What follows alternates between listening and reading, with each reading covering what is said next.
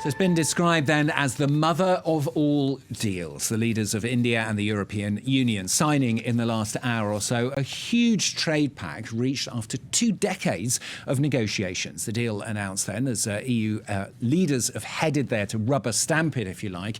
The aim to help shield against challenges from the world's 2 leading economies, the United States and China. Well, let's get some of the reaction just before that signing. In fact, Narendra Modi, the Indian Prime Minister, spoke. Let's hear what he had to say. India and the European Union have signed a huge trade agreement. People around the world are calling it the mother of all deals.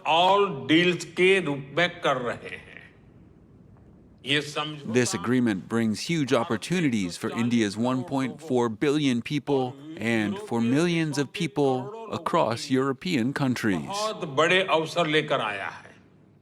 Well, our business editor, Charles Pellegrin, is joining me here on set. Charles, just sum up for us exactly what this deal consists of, can you? It's a broad agreement to lower tariffs on most consumer and industrial goods, and for both sides. This is significant when you consider that India is known to be quite a protectionist economy, famously described as the tariff king by Donald Trump. The EU Commission says the agreement will end up reducing or eliminating entirely tariffs on over 96% of EU goods exports to India, something it says no other trading partner has ever received. Let's take some product examples. Import duties on EU cars currently stand at 110%, while they would gradually move down to 10%. In terms of EU agricultural exports, there are opportunities for EU farmers as well. Indian tariffs in that sector hover of over 36% on average.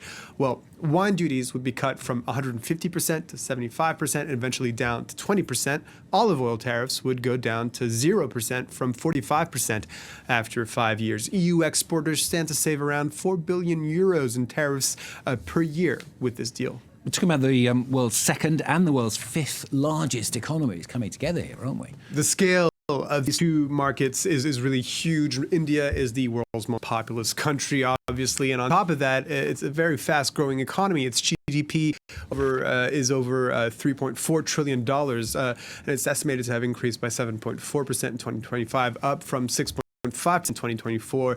And except during COVID, well, growth levels have been consistently high over the past 8 years or so, as you can see there.